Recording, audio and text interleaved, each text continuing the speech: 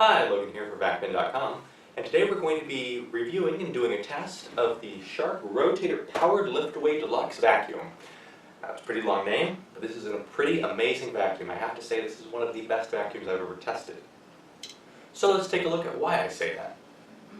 First of all, Shark has gone through with a lot of criticism that people have had with the past models, and they've improved upon it. So one of the examples of this would be headlights.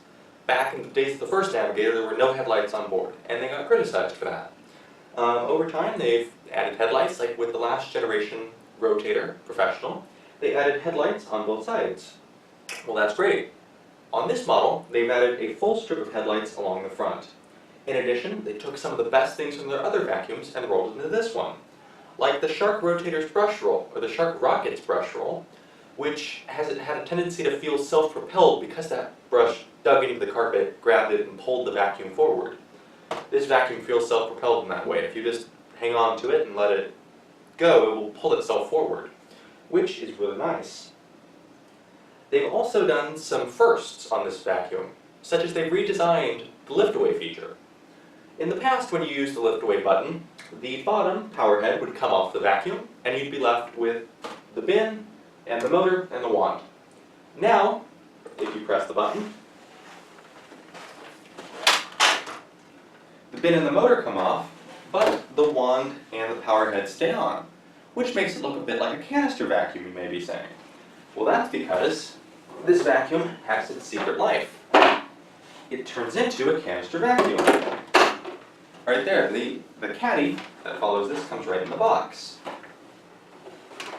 So then you just unhook this little cord, or the hose clip, and you're ready to go. And you can vacuum like a canister would. Well, that's great, except it's missing some of the things canisters typically do, one might say. Well, not so. You see, they've added a lot of great features that make it really easy to use. One of the biggest changes, in my opinion, that they've done from the last generation is they fixed the hose. The hose used to be very stiff and it wouldn't stretch, and the vacuum would fall over constantly. Well, now the hose is nice and stretchy. Furthermore, in lift away or in canister mode, it can't fall over, so that's also very nice. Another thing they added is the fingertip controls, which allows you to turn on and off the vacuum, adjust speeds, or turn on and off the brush roll. Alright, show you that right now. Power button, this little switch, and then a little window that shows you what mode it's in. It can be in hard floor mode, turbo carpet mode, or standard carpet mode. Standard carpet reduces the power a little bit for high pile carpet, so that it doesn't dig in too deeply and make it hard to move. Turbo is for low pile carpet, and that allows the full power of the motor to come through and the brush roll to be on. And then the hard floor mode uses the full power of the motor and the brush roll turned off. In addition, it has an LED spotlight on it, which means that when you are vacuuming and you're using attachments, whenever you don't have it plugged into the motor head, the LED spotlight turns on. So when you're cleaning your couch, your car, you have that little spotlight to help you see the dirt. In fact, let me demo it. Nothing to turn on or off, it just happens. And what's really cool is when you connect it, it automatically turns off.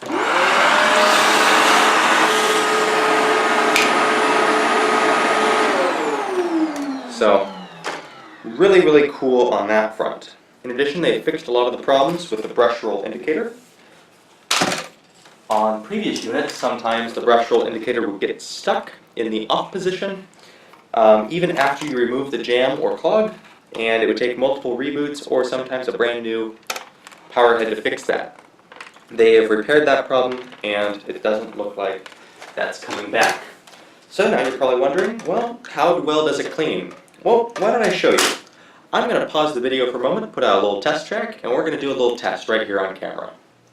Alright, here we have two piles. We have a pile of whole, uncrushed Cheerios, and a pile of crushed Cheerios. So, we're going to be using this in canister mode on the turbo setting, because it's low pile carpet. One pass back and forth and see how much it picks up. So let's give it a go.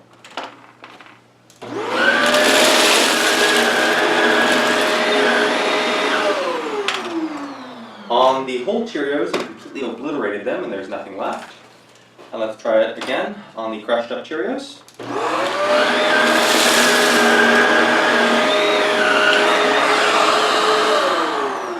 Once again, it is all gone. So this machine does an amazing job. There's literally nothing left on the carpet, save for a couple spots which I didn't even go over, and I'm just going to get those right now. It's so easy.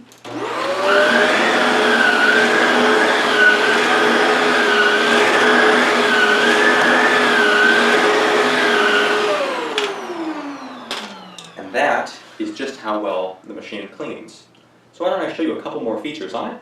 In addition to cleaning carpets, this machine does really, really well on hard floors, both with the power head in the hard floor mode, or using the hard floor genie tool, which comes in the box. Now the hard floor genie basically has a channel for the vacuum, and then a microfiber pad underneath, which will sweep and make sure that everything is clean as you go over it back and forth. That pad is washable, and it comes with a pad that you just throw in the washer after you're done, and it gets all nice and clean. Very simple. But this machine is a beast. I have to say it is the best cleaning vacuum that I have ever tested. I have never seen something pick up so much small dirt like flour, medium dirt such as oats or crushed up Cheerios, and large dirt such as the actual Cheerios, the whole Cheerios that you all just saw, and it just attacks it in one pass, and it really does an amazing job. That said, there's one thing. If I have to say one con of the vacuum, there's one thing that I'm not particularly fond of, and that would be the size of the bin. The bin on this machine is rather small, as this back part here is the cyclone, and everything, this part, this little line back, is all cyclone, and about here forward is all dust collection space. It fills up pretty quickly with how well the vacuum does. In my tests for a medium-sized room, I was having to empty the vacuum about once per room. So, not a huge criticism, but if you have larger rooms or larger house where you don't vacuum very often, just be aware that this machine will pick a lot up, and you will have to change it very often. You will have to empty the bin very often.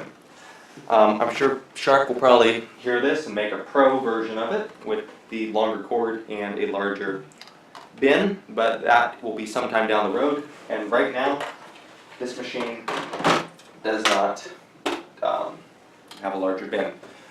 So it also does very, very well on pet hair as well. It just sucks it right up. And I can't find any major messes that this machine doesn't do well on.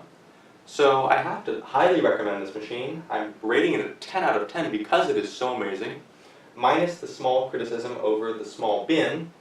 But other than that, I can't find any flaws with this vacuum. In addition, it comes with a 7-year warranty, so should something happen, Shark will replace it, which does beat the 5-year warranty on most Dysons. So something to look out for. At the time of recording, this vacuum retails for $349. You can find it in stores or at Amazon.com. But if you check below in the description, I'll show you where to find the lowest price on my website, vacuumid.com. Or you can just search Shark Rotator Powered Liftaway Deluxe in Google, and that should find you some stores near you that sell it. So this has been Logan here for VacBin, signing off. Hi, Logan here for VacBin.com. And today we're going to be reviewing and doing a test of the Shark Rotator Powered Liftaway Deluxe Vacuum. That's a pretty long name, but this is a pretty amazing vacuum. I have to say this is one of the best vacuums I've ever tested. So let's take a look at why I say that. First of all, Shark has gone through with a lot of criticism that people have had with the past models, and they've improved upon it. So one of the examples of this would be headlights. Back in the days of the first Navigator, there were no headlights on board, and they got criticized for that. Over time, they've added headlights, like with the last generation Rotator Professional. They added headlights on both sides. Well, that's great. On this model, they've added a full strip of headlights along the front. In addition, they took some of the best things from their other vacuums and rolled it into this one, like the Shark Rotator's brush roll, or the Shark Rocket's brush